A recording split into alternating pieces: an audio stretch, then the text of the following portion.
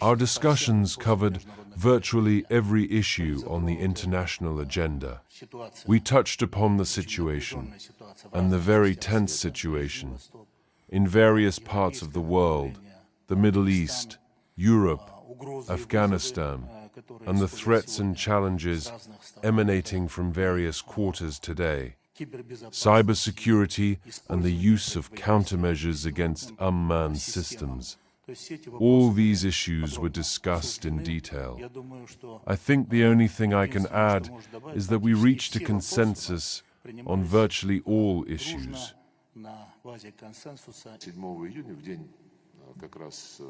On June 7th, on Election Day in Armenia, my colleague Ararat Samvelovich Mirzoyan, when asked, "What about the CSTO?" replied, "We do not pay contributions because we do not participate." That is a direct quote. You can look it up, I believe it was on June 7th. We discussed today what to do in this situation. Armenia has been in arrears to the CSTO budget for over 2 years now. This is a situation provided for in the CSTO Charter. We agreed today to look into invoking the relevant article of the CSTO Charter. Over the past few days, everyone has been watching as the European Union attempts to take center stage in the Ukrainian crisis, making efforts to allegedly resolve, from their perspective, the situation in Ukraine, and more broadly, to raise its profile on the international stage. We, President Putin reiterated this again during the St. Petersburg International Economic Forum last week, have never refused dialogue. If the European Union had genuinely wanted to help settle the conflict, it had plenty of opportunities to do so, and it squandered them all.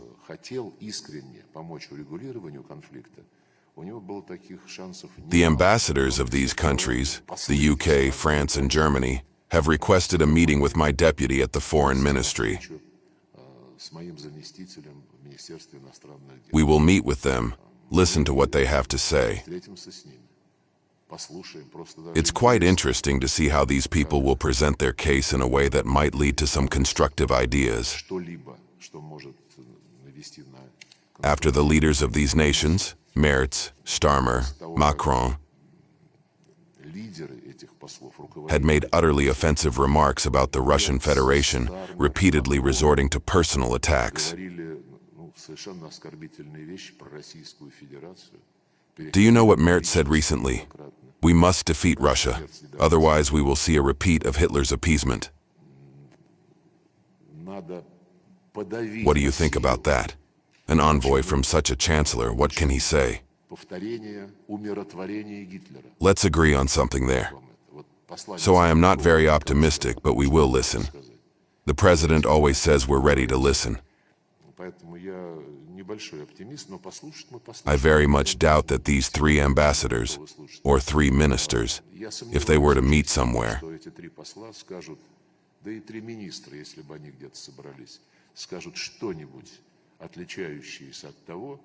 would say anything different from what was proclaimed in that very Eurotroika document involving Zelensky in London.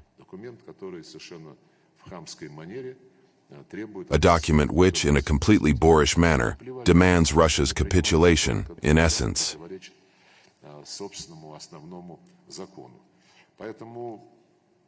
They disregard the Constitution. They pass laws that directly contradict their own fundamental law. So, no matter how you look at it, whether it is Eurotroika, the European Union, or some individuals,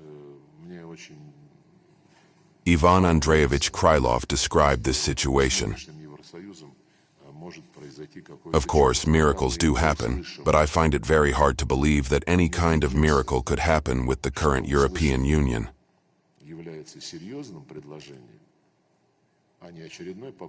Until we hear and are convinced that what we have heard is a serious proposal, rather than yet another attempt to defend, preserve, and even strengthen the Nazi regime in Kiev, we will probably listen.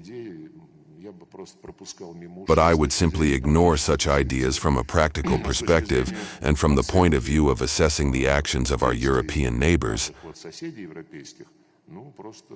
I would just deepen my understanding of what they are really like.